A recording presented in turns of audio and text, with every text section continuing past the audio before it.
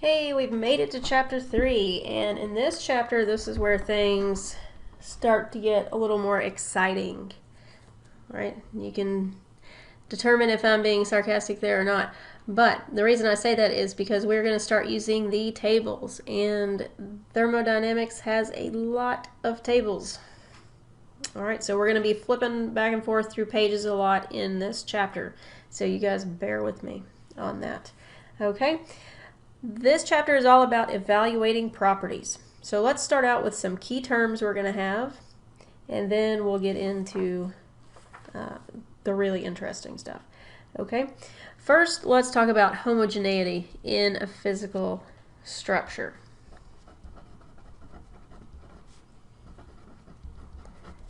Alright, so when we say homogeneity in a physical structure, what we mean is the matter is either all solid, or it's all liquid, or it's all gas. There's not going to be a mixture.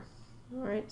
So a homogeneous substance, everything is the same. Matter is all solid, liquid, or gas. Now a phase, what that's going to be is a quantity of matter that is homogeneous throughout in both chemical composition and physical structure. So that's a phase. Now, you can have more than one phase at a time. So for example, I have a glass of ice water sitting right next to me. That's got two phases. It's got ice, which is a solid, and then it's got water, which is a liquid. Okay, so we got two phases together. Okay. That's an example of something that's homogeneous throughout, but we've got more than one phase. Now we have something called a pure substance. Okay, what is a pure substance, you may wonder? That's a substance that's going to be uniform and it's invariable in chemical composition throughout the entire substance. Now you can have this in more than one phase, but your chemical composition has to be the same for each phase. Right? So that's what a pure substance is. If you hear that term, that's what it's talking about. It's just a substance that's uniform and the chemical composition doesn't change. Next, let's start getting into our pressure, specific volume, and temperature relationships. Okay. Now, systems of commonly encountered pure substances, those are going to be called simple compressible systems.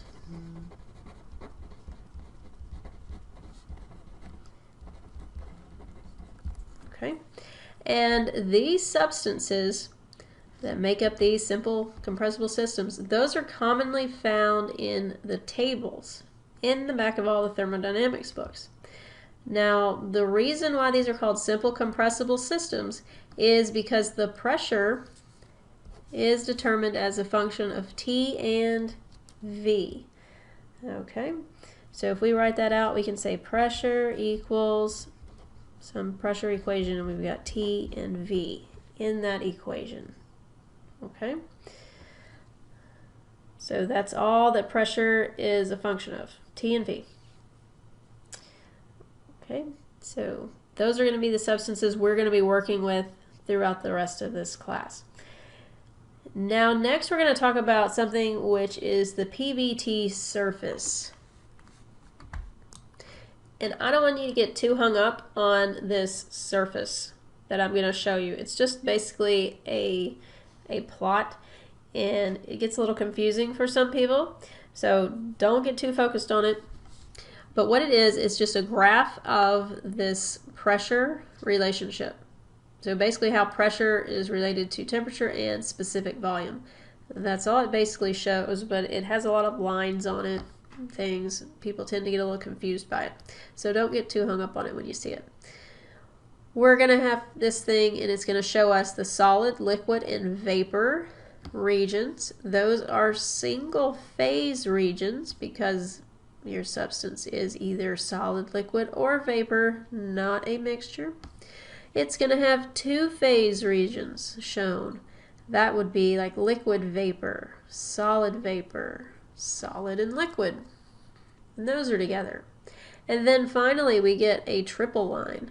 That's showing where three phases, so solid, liquid, and vapor, can all exist in equilibrium at this one location. Okay, so let me show you this thing. And this picture is from the textbook that I recommended you get. Okay, so this is the Pvt surface. So we've got pressure, we've got specific volume, and we've got temperature. So it shows all of those things on this one plot.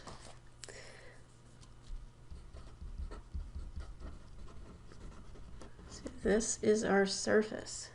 Now, if you'll look, it shows you the region where we have the solid phase, liquid phase, and the vapor phase. It also shows you where we've got solid vapor and we've got liquid vapor right here. Okay.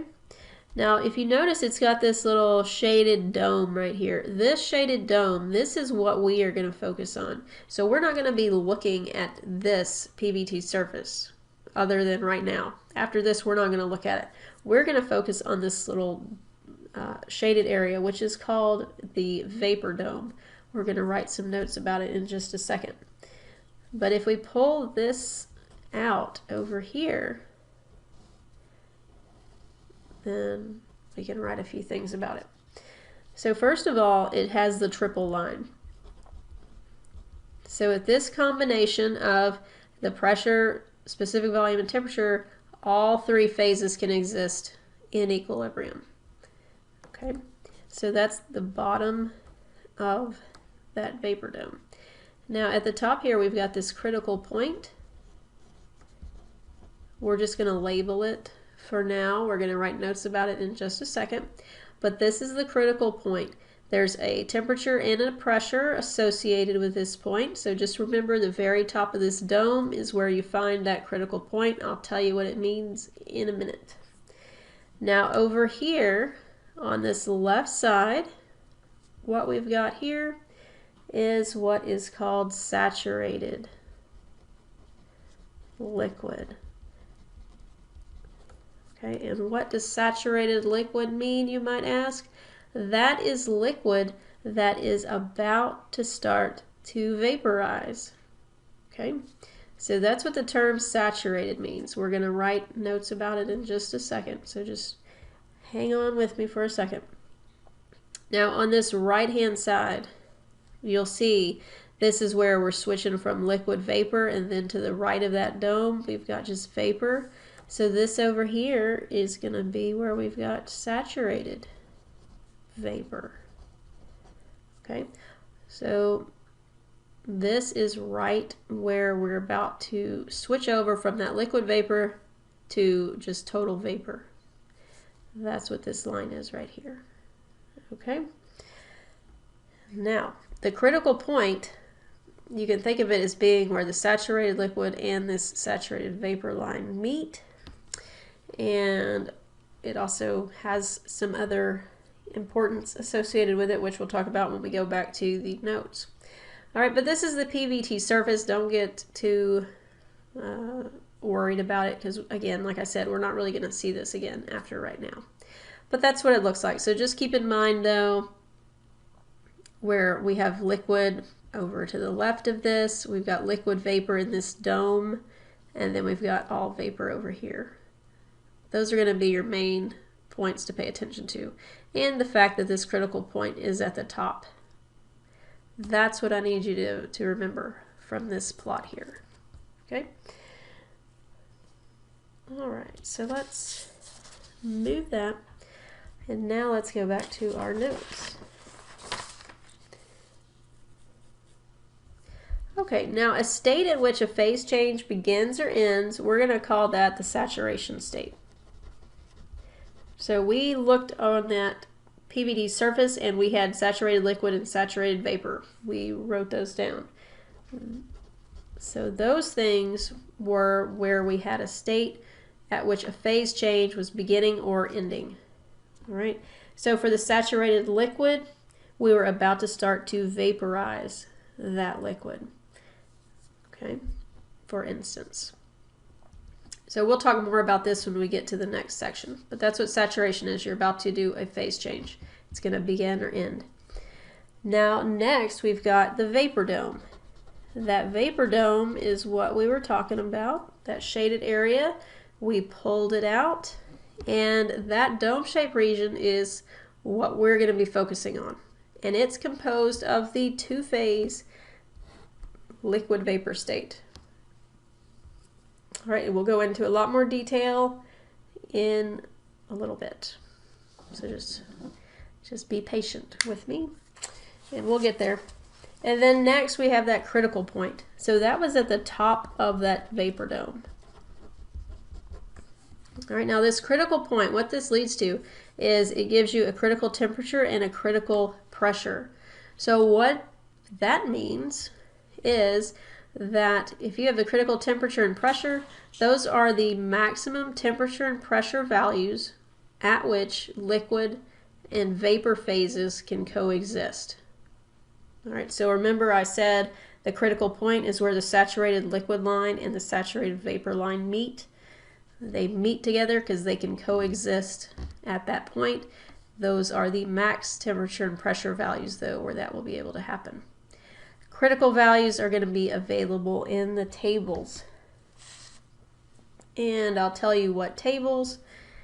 You can look those up in right now. So it's table A1 if you're using the same book as me. Okay, and in my version that's on page 926. If you have an older version, might be a different page, but it's table A1 for those critical values. And we'll be using those as we go through our examples. So we'll talk about them more as we get to that point. All right. Next, let's move that. So now what we want to talk about is going to be a saturation temperature. So we've got a saturation temp. And what is that? You might wonder. Essentially, a saturation temperature is going to be the temperature at which a phase change takes place at a given pressure, right? All of these are going to be dependent on what pressure you're at. Okay, so pressure and temperature go together here. You're not going to be able to get away from the relationship between those two. All right, so this saturation temperature, again, remember saturation indicates a phase change. All right, so this is going to be a temperature at which a phase change takes place. Now we also have a saturation pressure. And the saturation pressure is a similar concept. This one's just going to be the pressure at which a phase change occurs at a given temperature. So again, we've got that pressure-temperature relationship going on. Okay, you can't change one of those without changing the other. So they go together. They're a pair. Okay. All right, so let's stop there, and then in the next section we're going to go into phase change, and we'll talk a lot more about that vapor dome and the saturation points and all of that in a lot more detail, and hopefully it'll make a little more sense after that, because I know at this point this is probably still a little confusing. So once we get to this next section, it should start making a little bit more sense. Okay, so you guys have good afternoon or morning, whatever time of day it is, and I will see you on the next video.